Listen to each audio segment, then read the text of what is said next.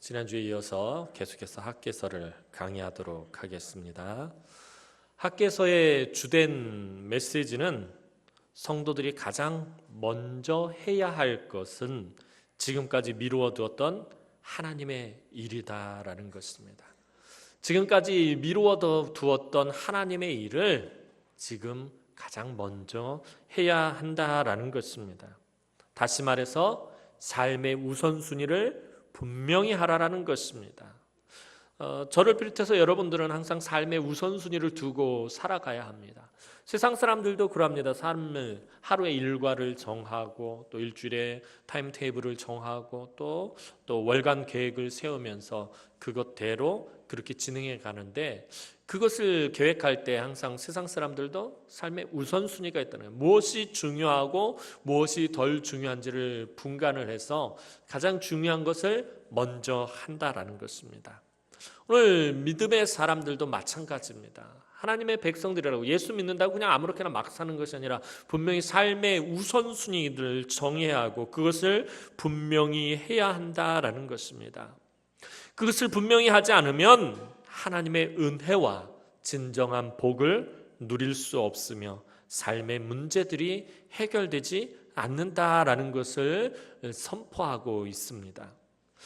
성전 재건과 이스라엘 공동체의 회복이라는 큰 꿈을 가지고 바사에서 돌아온 이 유대인들은 현실의 벽에 부딪히자 성전 재건을 포기하고 삶의 영역으로 재빠르게 달려갔습니다. 하나님의 꿈과 비전을 가지고 살아가다가 부딪히는 제일 큰 문제가 무엇입니까? 특별히 오늘 우리 청년들이 이 땅에서 살아가면서 저들이 사회에 첫 발을 내디면서 살아가면서 부딪히는 그 가장 큰 문제가 무엇입니까? 현실의 문제라는 거예요. 현실의 벽이라는 것입니다. 중고등학교 때와는 다르게 이제 성인이 되어서 대학으로 나가고 취업하며 사회로 나가면서 현실의 벽이라는 것을 이제 우리 아이들이 부딪히기 시작을 합니다. 현실의 벽이라는 그 문제를 가지고 고민하기 시작한다라는 것입니다. 오늘 유대인들이 그랬습니다. 그들이 바벨론에 명항해서 바벨론을 포로로 끌려와서 70년 동안 포로 생활을 하다 이제 예레미야 선지자의 예언대로 70년의 포로 생활을 마치고 그들이 성전 재건과 새로운 예배 공동체를 회복하기 위해서 새로운 이스라엘 공동체를 회복하려는 그 꿈을 가지고 큰 꿈을 가지고 이 유대 땅 예루살렘으로 돌아와서 그들이 직시한 것은 현실이 그렇게 녹록지 않다라는 것입니다. 현실의 문제가 그렇게 쉽지가 않더라는 것입니다. 그래서 그 현실의 벽에 부딪히자 성전 재건을 포기하고 유대인들은 이 삶의 영역으로 재빠르게 달려갔습니다. 이 모습을 하나님은 기뻐하지 않으셨습니다. 하나님께서 이 포로 생활을 마치고 돌아온 백성들에게 원하신 것은 오직 하나였습니다. 그것은 어떤 상황, 어떤 형편 속에서라도 하나님이 찾으시는 참된 예배자가 되는 것이었습니다. 이것이 하나님의 선택받은 백성들의 삶의 최우선순위라는 것입니다. 오늘 하나님께서 저와 여러분들을 왜 부르신 것입니까? 예배하게 하기 위해서 부르셨다는 것입니다. 저와 여러분들이 하나님 나라에 가서 영원토록 해야 될 것이 무엇입니까? 하나님을 찬양하고 경배하고 예배하는 일이다라는 것입니다. 지난주에 말씀드린 것처럼 성도의 정체성이 어디에 있습니까? 그리스도인의 아이덴티티가 어디에 있습니까? 예배에 있다라는 것입니다. 성도들을 불러 모으라, 성도들을 내게로 불러 모으라, 저들은 나와 예배로 언약한 자들이니라 라고 하나님 분명히 말씀하고 있다는 거예요. 성도들을 내 앞으로 불러 모아라. 그런데 그 성도들의 정체성이 뭐냐라는 거예요. 하나님 뭐라고 말씀하세요? 나랑 예배로, 제사로 언약한 자들이라, 예배로 약속을 맺은 자들이라는 것입니다. 저들은 예배를 통해서 나를 찬양하고 예배를 통해서 나를 경배하고 예배를 통해서 나를 영화롭게 하면 나는 예배를 통해서 너희를 치료하고 예배를 통해서 너희에게 은혜를 베풀고 예배를 통해서 너희를 회복시키시고 예배를 통해서 너희에게 복을 주겠다라는 것입니다. 이게 성도들의 정체성이고요. 하나님이 우리에게 원하시는 건 딱 한 가지예요. 하나님 앞에서 하나님이 기뻐 찾으시는 참된 예배자가 되는 것입니다. 이것이 하나님께 선택받은 구원받은 백성들의 삶의 최우선순위라는 것입니다. 그런데 백성들은 삶의 형편을 바라보며 지금은 하나님의 성전을 재건할 때가 아니다라고 생각했어요. 삶의 여러 가지 현실의 문제에 부딪히면서 이것도 따져보고 저것도 따져보고 이 모양 저 모양으로 다 살펴봐도 지금 현실은 성전을 재건할 때가 아니다라는 것입니다. 자꾸 현실의 문제와 자기 생각만 붙들고 있다가 하나님께서 부르신 목적을 잊어버리고 말았어요. 우리가 현실의 문제에 얽매이기 시작하고 자기 생각에 붙들리기 시작하면 하나님께서 나를 부르신 목적을 잊어버리게 된다는 거예요. 하나님께서 나를 통해서 세우신 계획하심과 그 선하신 뜻을 내가 놓쳐버리고 만다라는 것입니다. 하나님은 이런 삶의 과정들을 살펴보라고 말씀하십니다. 하나님께서 왜 포로에서 돌아오게 하셨는지, 하나님이 기뻐하시는 일이 무엇인지 살펴보라는 거예요. 오늘 너희의 행위를 살펴보아라 라고 하나님 말씀하셨어요. 내가 왜 너희를 바벨론에서 그 바사에서 포로 생활을 마치고 돌아오게 했는지, 내가 왜 너희로 성전을 다시 재건하게 했는지, 도대체 내가 이 가운데서 원하는 것이 무엇인지, 내가 궁극적으로 기뻐하는 일이 무엇인지 너 한번 생각해봐라. 오늘 하나님 그렇게 말씀하신다는 거예요. 오늘 본문에서도 하나님은 백성들에게 자신의 행위를 살펴보라고 다시 한번 강조해서 말씀하십니다. 그것이 7절 말씀입니다. 7절 말씀 다 함께 보겠습니다. 7절 말씀입니다. 시작.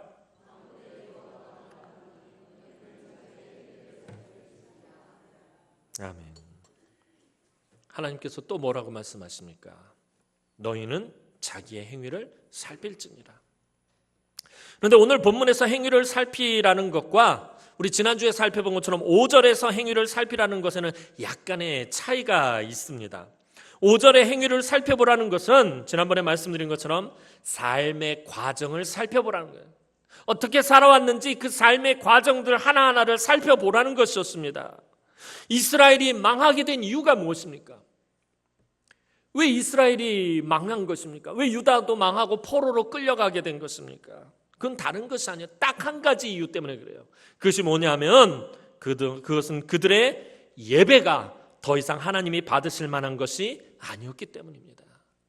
그들의 예배가 더 이상 하나님께서 기뻐하실 만한 것이 아니었기 때문입니다. 그래서 하나님께서는 예루살렘을 원수들에게 넘기시면서 성전을 회파되게 만드셨다는 거예요. 성전이 파괴되도록 하나님 내버려 두신 거예요. 왜? 그 성전에서 백성들이 더 이상 하나님이 기뻐하시는 예배를 드리지 않기 때문에.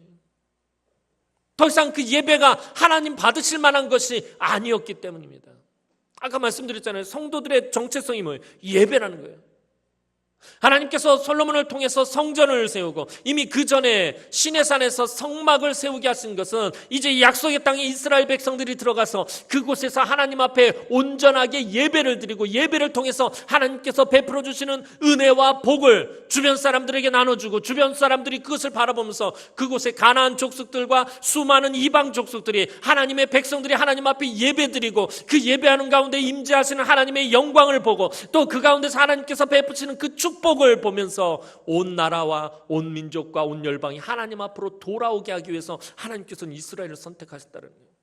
그래서 이스라엘에게 가장 중요한 것은 예배입니다. 저들이 하나님 앞에 온전한 예배를 드리느냐 드리지 않느냐의 문제는 북쪽 이스라엘과 다르게 남쪽 유다 왕국 역대기서를 보면 역대 유대 왕들의 평가하는 기준이 뭐냐면 다 첫 번째가 다윗처럼 정직하게 행하였느냐고 둘째가 저들이 성전에서 온전하게 예배를 드렸느냐 안 드렸느냐로 그가 선한 왕인지 악한 왕인지를 판단한다라는 거예요. 예배가 그만큼 중요하다라는 거예요. 이스라엘 백성들이 남쪽 유다 왕국이 계속해서 하나님 앞에 예배를 드린다고 나름대로 열심히 드렸지만 하나님께서는 더 이상 받으실 만한 것이 못 됐다는 거예요. 참고 꾹꾹 참고 참으시다가 결국에 이들을 원수에게 넘기신 것이에요. 하나님 영광을 받으시고자 했던 그 성전이 원수들에 의해서 회파되도록 하나님 그렇게 하셨다는 거예요. 이제 포로에서 돌아오게 한 것은 하나님께서 다시 유다의 백성들이 돌아오게 하신 것은 다시 성전을 세우고 하나님이 기뻐하시는 참된 예배자가 되라는 것입니다. 진정한 예배 공동체를 세우라는 것입니다. 예배가 다시 회복되라는 것입니다. 그런데 성전을 재건하지 않고 자신의 삶에 급급하며 우선순위를 잘못 잡고 있는 것을 생각해 보라는 거예요. 너희의 행위를 생각해 봐라. 그것은 너희가 지금 잘못 잡고 있는 이 삶의 우선순위들에 대해서 한번 생각해 보라는 거예요. 5절에서는 너희의 삶을 돌이켜 보라는 것이었고, 지금 7절에서는 너희의 삶의 우선순위가 잘못되었으니까 그것을 한번 생각해 보라는 것입니다. 이제 성전 재건을 어떻게 할 것인지, 그리고 성전 재건을 위해서는 어떻게 헌신할 것인지 그것을 생각해 보라는 의미가 오늘 너희의 행위를 살펴보라는 것입니다. 지금 백성들이 성전 재건에 엄두를 내지 못하는 이유가 무엇입니까? 왜 성전 재건을 포기한 것입니까? 왜 열심히 잘 짓다가 왜 성전 재건을 중단한 것입니까? 그것은 자신들의 삶의 형편 때문이었습니다. 그래서 솔로몬 때의 크고 화려하고 아름다운 성전을 재건할 수 없다고 판단했기 때문입니다. 이들이 바사에서 돌아올 때는 무슨 생각을 했어요? 우리가 성전을 다시 재건할 건데 그 솔로몬 시대 때의 그 아름답고 영화로운 그 화려한 성전을 우리가 다시 건축해보자. 그때의 하나님 나라를 다시 만들어보자. 그때의 다윗이 다스렸던, 솔로몬이 다스리던 그 시대의 영화를 우리가 재현해보자 하고 돌아왔어요. 그런데 삶의 형편이 그 성전 재건에 엄두를 내지 못할 정도였다는 거예요. 솔로몬 때의 그 크고 화려하고 아름다운 성전을 재건할 수 없다라고 판단하게 되었어요. 그래서 자신들의 삶의 형편을 보며 지금은 성전을 재건할 때가 아니다라고 말하고 있는 것입니다. 하지만 하나님께서 지금 백성들에게 원하시는 것이 무엇이에요? 포로에서 돌아온 그 유다의 백성들에게 하나님께서 원하시는 것은 솔로몬 때의 성전이 아닙니다. 너희들은 솔로몬 때처럼 그렇게 화려하고 크고 아름다운 성전을 지어라. 그때보다 더 크고 웅장하게 지어라. 그때보다 더 대단하게 지어라. 하나님 그것을 원하시는 것이 아니었습니다. 그때처럼 화려하고 값비싼 성전을 재건하라고 말씀하시는 것이 아닙니다. 지금 하나님께서 백성들에게 요구하시는 것은 그들의 마음입니다. 백성들의 마음을 지금 하나님께서는 요구하시는 것입니다. 그들의 마음의 중심이 하나님을 향하고 예배를 사모하며 하나님이 기뻐하시는 예배를 드리는 마음의 중심을 하나님은 지금 원하시는 것입니다. 그래서 하나님 8절에서 말씀하십니다. 우리 다 함께 8절 말씀 보겠습니다. 8절 말씀입니다. 시작.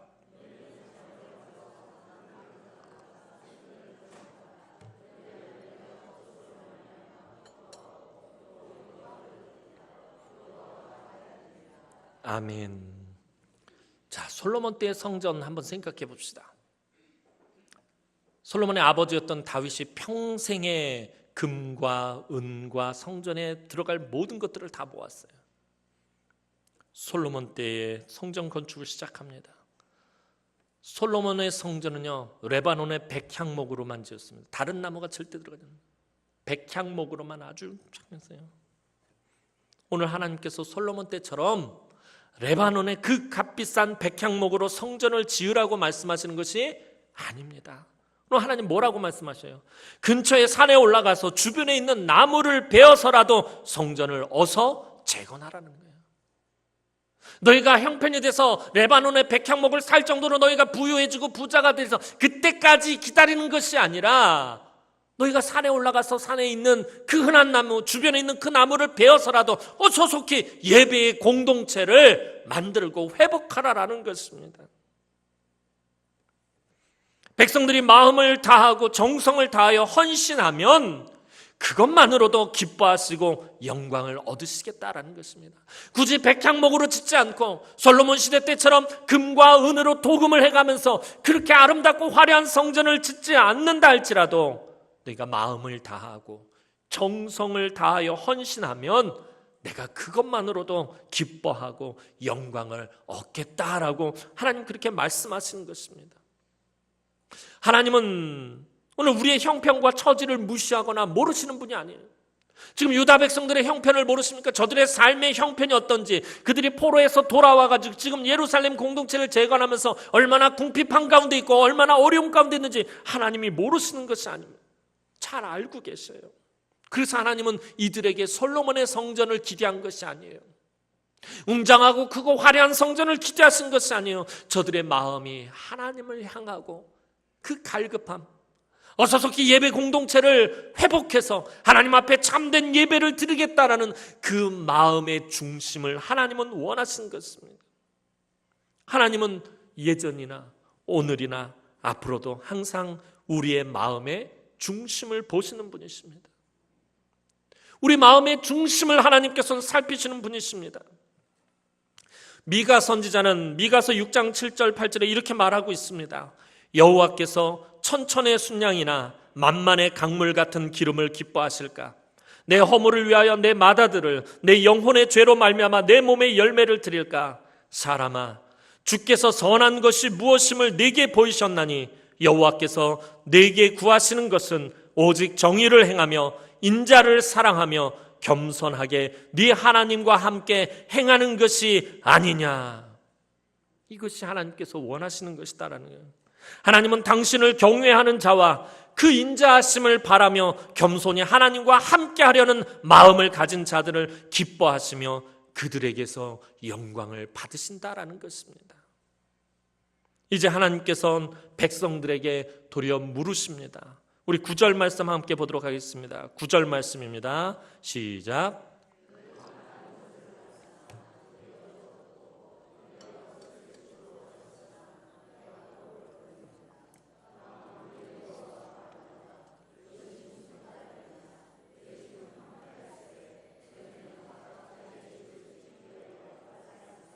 아멘. 자, 포로에서 돌아온 백성들의 삶이 궁핍해졌어요. 이 백성들의 삶이 궁핍해진 이유로 그들의 삶의 우선순위가 잘못되었다라고 지난주에 하나님 분명히 말씀하십니다. 이들이 우리의 지금 현실의 문제로 인해서 지금은 성전을 건축할 때가 아니다 그러고서 삶의 영역으로 재빠르게 달려갔어요. 그리고 그 삶에서 이들이 그냥 게으르게 살았던 것이 아니에요.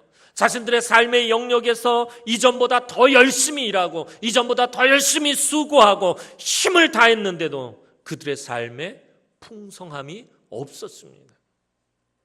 하나님의 백성들은 하나님이 공급하시는 은혜와 축복으로 살아야 합니다. 하나님께서 공급해 주시는 것을 받아서 그것으로 살아야 하나님의 백성입니다. 세상이 주는 것으로 살면, 세상이 주는 것으로 만족하며 살며, 세상의 것을 추구하고 세상의 것을 중요하게 생각하며 살면 그 사람은 하나님의 백성이 아니라 세상 사람입니다. 하나님의 백성들은 하나님이 공급하시는 은혜와 복으로 살아야 하는데 삶의 우선순위가 바뀌면서 그것이 막혀버린 것이에요. 하나님께서 공급해 주시는 은혜와 하나님께서 부어주시는 그 복이 막혀버리고 만 것입니다. 이미 6절에서 수확이 적고 배부르지 못하고 흡족하지 못하며 구멍 뚫린 전대와 같은 삶을 살고 있음을 말하고 있습니다. 구멍 뚫린 전대가 뭐예요? 오늘날로 표현하면 지갑에 구멍이 났어요. 아무리 돈을 넣어도 다 새 나간다는 거예요. 모으질 못한다는 거예요. 풍성하게 살지를 못한다는 거예요. 열심히 사는데, 힘을 내서 사는데, 더욱더 정말 최선을 다해서 수고하며 사는데 구멍 뚫린 전대와 같은 삶을 사는 것입니다. 왜 그렇다고 말씀드렸습니까? 그것은 백성들이 자신의 삶을 최우선으로 두었기 때문이다라는 것입니다. 그것을 살펴보라고 지난주에 하나님 말씀하셨습니다. 그런데 하나님은 여기서 또다시 말씀하십니다. 백성들이 많은 것을 거두기를 원했으나 적게 거두어 집으로 돌아갔습니다. 하지만 그마저도 하나님이 불어버리셨다라고 말하고 있어요. 백성들이 정말 열심히 살고 정말 수고하고 땀 흘리면서 그렇게 살아서 많은 것을 거두기를 바랬는데 적게 거두었다는 거예요. 그 적은 것을 가지고 그나마 집으로 돌아갔는데 그 적은 것마저도 하나님께서 어떻게 하셨다고요? 불어버리셨다라고 말하고 있어요. 자, 성경에서 하나님이 불어버리셨다라는 이 표현을 쓰실 때가 있는데, 이때 언제 쓰시냐면은 하나님께서 쭉정이와 겨 이런 것들을 날려버리실 때 하나님께서 불어버리셨다라는 표현을 씁니다. 그러니까 오늘 본문이 말씀하고 있는 게 뭐예요? 백성들이 열심히 일하고 수고하고 자신의 삶의 영역에서 일단 현실의 문제를 해결하기 위해서 그렇게 열심히 살아서 그나마 적게 거둔 걸 가지고 왔는데 하나님께서 다 불어버리셨단 말이에요. 그럼 백성들이 지금까지 열심히 산 그게 모든 게 다 하나님 보시기엔 뭐와 같다는 거예요? 쭉정이와 같다는 거예요. 그들은 열심히 살았어요. 수고하면서 땀 흘리면서 살았어요. 그들이 거둔 것을 바라보면서 비록 적지만 백성들이 볼 땐 그게 무엇과 같았어요? 알곡인 줄 알았다는 거예요. 자신의 삶이 알곡인 줄 알았다는 거예요. 자신의 삶의 결과가, 자신의 삶의 열매가 알곡인 줄 알고 거두어서 집으로 가져왔는데 하나님이 보시기에는 그것이 쭉정이와 같았다는 거예요. 겨와 같았다는 거예요. 왜? 삶의 우선순위가 바뀌어 있었기 때문에. 하나님께는 그것이 결코 알곡이 아니었습니다. 그래서 하나님 지금 뭐라고 말씀하십니까? 도대체 이것이 무슨 까닭이냐라고 하나님께서 묻고 계시는 것입니다. 왜 너희가 그토록 애쓰고 수고했는데 너희의 삶이 구멍 뚫린 전대와 같이 되고 너희가 거둔 그 모든 것들이 왜 쭉정이와 같이 된 것이냐? 도대체 이게 무슨 까닭이냐? 하나님 묻고 계시는 것입니다. 이것에 대해서 백성들이 대답을 하지 못합니다. 오히려 하나님이 답변을 하십니다. 그것은 아직도 내 집은 폐허인데 너희는 각기 자기 집을 짓는 일에만 정신을 쏟았기 때문이다. 너희 집을 짓는 데만 너희가 빨랐습니다. 내 집은 황폐했는데 너희 집은 빨랐습니다. 라고 하나님 말씀하신다는 게 무슨 말이에요? 아직 예배의 공동체가 회복되지 않았는데, 하나님 앞에 참된 예배자들로 서지 못했는데 너희는 현실의 문제에 모든 정신을 쏟아붓고 현실의 모든 일에 너희의 마음을 빼앗겨버렸다라는 것입니다. 백성들이 성전 재건을 중단한 것은 그들의 먹고 사는 문제 때문이었습니다. 현실의 문제를 더 중요하게 생각했기 때문입니다. 오늘 우리 청년들이 아까도 말씀드린 것처럼 처음에 사회에 나가서 제일 먼저 부딪히는 게 뭐예요? 현실의 문제예요. 현실의 문제. 취업의 문제. 그렇죠? 지금 취업 청년들 비정규직 문제를 비롯해서 여러 가지 삶의 현실적인 문제. 자격증도 따야 되고요. 여러 가지 고시도 패스해야 되고요. 여러 가지 일들도 준비해야 돼요. 현실의 문제를 삶의 최우선에 두기 시작을 합니다. 하나님 앞에 예배드리는 건 일단 목사님, 직장 내가 취업을 해야지, 내가 사람 노릇해야 될 것 아닙니까? 내가 취업을 해서 월급을 받아야 헌금도 내고 내가 헌신도 하고 봉사라도 하지 않을 것입니까? 취업한 다음에 열심히 헌신하겠습니다. 취업한 다음에 내가 자격증을 딴 다음에 내가 어떤 문제를, 내 삶의 이 현실적인 문제를 해결하고 난 다음에 내가 하나님 찾으시는 예배자가 되겠습니다. 우리가 현실의 문제를 더 중요하게 다루기 시작합니다. 그래서 하나님께서 주신 사명과 부르신 목적을 뒤로 미루어 버립니다. 그러면은 삶에 하나님의 은혜와 복이 공급되지 않고 막혀버리고 만다라는 것입니다. 비록 내가 세상적으로 내 삶에 아무런 문제가 없으면, 내가 열심히 살고 있고 내가 수고하며 살고 있고 내가 농땡이 치는 게 아니라 내 인생을 최선을 다해서 열심히 살고는 있을지 몰라도 점점 내 삶에 하나님의 은혜와 복이 공급되지 않게 된다는 것입니다. 나도 모르게 내 영혼이 곤고해지기 시작합니다. 내 영혼이 무너져 버리기 시작합니다. 내 영성이 주저앉아 버리기 시작합니다. 이런 때는 모든 일을 멈추고 도대체 하나님이 기뻐하시는 일이 무엇인지 다시 한번 분명하게 생각해 봐야 합니다. 내가 맞다고 생각했던 것, 내가 옳다고 생각했던 모든 것, 내 경험과 내 판단들을 중지하고 과연 지금 내 삶이 하나님이 기뻐하시는 삶인지 하나님이 원하시는 삶인지 정직하게 살펴봐야 합니다. 하나님께 묻고 다시 기도해 봐야 합니다. 오늘 우리가 교회 안에서 신앙생활 할 때도 마찬가지예요. 우리가 보통 보면 우리가 뭐예요? 내가 일단 한번 맞다라고 생각하고 내가 일단 옳다라고 내가 생각한 것이 옳다라고 판단하면 절대로 그것을 꺾지 않고 고집을 부린다는 거예요. 이게 하나님이 기뻐하시는 일인지 아닌지 중요하지 않아요. 내가 지금 옳다고 생각한 게 더 중요하다라는 거예요. 내가 지금 맞다고 생각하는 게 더 중요하다라는 거예요. 하나님이 기뻐하시고 기뻐하지 않으신 건 차후의 문제예요. 일단 내가 옳다고 생각한 것이 관철돼야 돼요. 하나님의 말씀에 귀를 기울이지 않는 거예요. 저와 여러분들에게 있어서 가장 중요한 것은 지금 내 삶이, 내 생각이, 내가 지금 하고 있는 것이 하나님 기뻐하시는 일일까?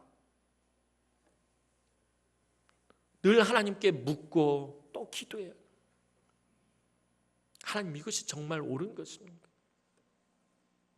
하나님께 묻고 계속 묻고 기도하고 또 기도해야 된다는 거예요.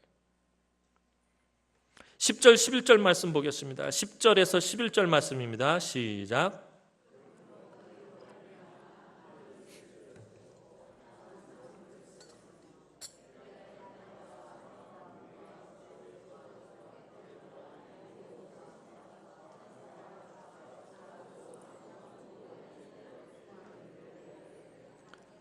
아멘. 자, 이제 백성들은 구멍 뚫린 전대와 같은 삶에서 이슬이 그치고 산물이 그치고 백성들이 수고한 모든 일에 한계가 들게 되었습니다. 지금까지 열심히 산 모든 것이 쭉정이와 같고 바람에 나는 겨와 같았는데 이제 그것 위에 그나마 또 한계가 겹칩니다. 사실 백성들이 하나님 앞에서 지금 유다 백성들의 삶을 잠깐 다시 한번 살펴봅시다. 백성들이 지금 하나님 앞에서 눈에 띄게 큰 죄를 범하고 있나요? 이들의 조상들 망하기 전에, 바벨론에 망하기 전에 백성들의 모습과 지금 예루살렘에 돌아온 이 포로에서 돌아온 백성들의 삶을 한번 비교해 봅시다. 지금 포로에서 돌아온 백성들의 이 삶이, 이 백성들이 이전의 백성들을 비교했을 때 하나님 앞에서 정말 눈에 띄게 큰 죄를 범하고 있나요? 예전처럼 우상을 숭배하고 악하고 더러운 일들을 자행하며 패역한 삶을 살고 있었던 것이 아닙니다. 남쪽 유다가 바벨론에게 망하기 바로 직전에는 정말 패역한 삶을 살았어요. 우상을 숨기고요, 하나님이 싫어하는 모든 일을 다 자행하고요, 자기의 자식들로 우상들에게 제물을 바친, 자기의 자녀들을 우상을 위해서 제물로 받는, 불에 태워서 제물을 바치는 이런 일들을 막 자행하고 있었다는 거예요. 하나님이 금하신 일들은 다 행했어요. 그런데 지금 포로에서 돌아온 이 백성들, 예전처럼 우상을 숭배한 것도 아니고요, 더러운 그런 죄악을 자행한 것도 아니고요, 패역한 삶을 산 것도 아닙니다. 그런데 백성들이 수고한 모든 것에 열매가 없습니다. 예루살렘을 비롯한 유대 지역은 연중 강수량이 매우 적은 지역입니다. 이 예루살렘, 이 팔레스타인 지역은요, 한 번, 1년 내내 내린 비가 우리나라 한 번 내린 비 정도, 그 정도밖에 되지 않아요. 그래서 물이 매우 부족합니다. 그래서 농사 짓는 데 있어서 아주 중요한 것 중에 하나가 뭐냐면 이슬이에요. 이 이슬을 통해서 농사를 짓습니다. 이슬이 멈추면은 가뜩이나 물이 부족한데 농사를 짓기가 너무나도 힘들고 거두는 것이 별로 없게 됩니다. 이슬이 멈춘다라고는 하나님 말씀하고 있어요. 게다가 한재까지 겹칩니다. 이 한재가 뭐예요? 한재는 가뭄을 의미하는 거예요. 그냥 쉽게 표현을 하면 가뭄이에요. 가뭄에 겹쳤다는 거예요. 가뭄의 때에는 아무리 수고해도 거두는 것이 없습니다. 그런데 농사뿐만 아니라 산과 땅에 있는 모든 것과 사람이 수고하는 모든 일에 거두는 것이 없을 것이라고 하나님께서 아주 단호하게 말씀하십니다. 자, 하나님께서 지금 유다의 백성들에게 징계를 선포하시고 심판을 선포하시고 이들에게 재앙과 저주를 선포하고 계시는 것입니까? 지금 그것을 말하고 있는 것이 아니에요. 이 말씀을 잘못 이해하시면 안 돼요.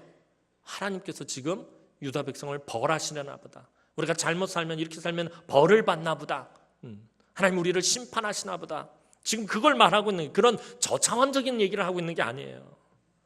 사랑하는 성도 여러분, 하나님께서 지금 예루살렘으로 돌아온 백성들에게 이런 어려움을 주시는 이유가 도대체 무엇입니까? 그것은 하나님께서 이들의 포로 생활을 끝내신 목적이 무엇인지 깨닫고 다시 그 길을 가라는 것입니다. 내가 너희들을 왜 이곳에 보냈는지 다시 한번 생각해 보라는 것입니다. 그리고 그것을 깨닫고 그 길을 가라는 것입니다. 하나님의 백성들은 자신들이 얼마나 중요한 존재인지 알아야 합니다. 내가 얼마나 중요한 존재인지 알지 못하면요, 우리는 하나님의 백성으로서의 삶을 살 수가 없어요. 하나님의 백성들이 부르신 목적을 잊어버리고 제 마음대로, 제 편한대로, 제 욕심대로 살고 제 고집대로 살면 이 세상에 하나님의 은혜와 복이 흘러가지 않게 된다는 거예요. 그것 때문에 그런 거예요. 그것 때문에. 저와 여러분들이 그냥 우리 편한 대로 내 마음대로 살면은 내가 복을 못 받고 내가 그냥 망가지는 삶을 사는 것이 아니라 이 세상으로, 온 열방으로 땅끝까지 하나님의 은혜와 복이 흘러가야 되는데 그것이 막혀버린다라는 것입니다. 하나님의 백성들은 세상을 향한 축복의 통로이기 때문입니다. 단순히 나 한 사람 복을 받고 안 받고 그 문제가 아니다라는 것입니다. 단순히 나 한 사람 어려움을 겪고 안 겪고의 문제가 아니라는 것입니다. 하나님의 백성들이 복을 받지 못하면 누구도 복을 받지 못하는 거예요. 이 세상도 복을 받지 못하는 거예요. 하나님의 백성들이 은혜를 누리지 못하면 온 산과 온 땅과 온 바다와 이 세상의 모든 것이 은혜를 받지 못한다라는 것입니다. 하나님께서 이들이 돌아오게 하신 것은 이전에 솔로몬 시대의 성전을 재건하라고 보내신 것이 아니라 오실 그리스도를 소망하며 온 세상이 하나님 앞으로 돌아오게 하는 예배의 공동체를 만드는 새로운 사명을 주시기 위해서였습니다. 하나님의 백성들이 이 사명을 잊어버리고 제 삶의 욕심을 챙기면 하나님의 백성들만 은혜와 복을 누리지 못하는 것이 아니라 이 세상의 모든 것이 아무리 수고하여도 거두는 것이 없게 된다라는 것입니다. 하지만 하나님의 백성들이 하나님 부르신 목적대로 또 하나님이 기뻐하시는 온 열방을 향한 예배자로 바르게 서면 바로 그 하나님의 백성을 통하여 온 세상이 하나님의 은혜와 은총과 복을 누리게 되는 것입니다. 오늘 저와 여러분들을 통해서 저와 여러분들이 하나님 앞에 온전한 예배자로 서면 저와 여러분들을 통해서 이 세상이 복을 받게 되어 있다는 것입니다. 그래서 우리 믿는 사람들은 항상 말씀을 묵상하며 자신의 행위를 살펴야 하는 것입니다. 늘 우리의 삶을 살아있는 산 제사로, 우리의 삶을 하나님 기뻐하시는 예배로 드려야 한다라는 것입니다. 오늘도 하나님 찾으시는 참된 예배자로, 또 날마다 삶의 성전을 재건하며 하나님을 기쁘시게 하는 우리 성도들을 통하여 하나님의 은혜와 축복이 우리 가족에게, 또 우리 이웃에게, 이 나라와 이 민족에게 땅끝까지 흘러가기를 주님의 이름으로 축원합니다. 기도드리겠습니다. 사랑과 은혜가 많으신 아버지 하나님, 은혜와 사랑을 진심으로 감사를 드립니다. 오늘 저희들 하나님 부르신 목적이 있는 줄 압니다. 하나님 앞에 참된 예배자로 서기 위해서, 하나님 기뻐 받으시는 그 예배를 위해서 오늘 우리가 부름을 받은 줄로 압니다. 하나님, 우리가 하나님 기뻐하시는 참된 예배자가 되는 것이 우리의 삶의 최우선순위가 되게 하여 주옵소서. 그래서 우리를 통하여 이 세상이 복을 받게 하시고 우리를 통하여 하나님의 은혜와 복이 흘러가게 하여 주옵소서. 땅끝까지 복음이 전파되어지며 하나님의 은총과 은혜의 역사들이 이루어지는 곳에 하나님, 우리 남흥의 권속들을 사용하여 주옵소서. 감사를 드렸고 예수님의 이름으로 기도하옵나이다. 아멘.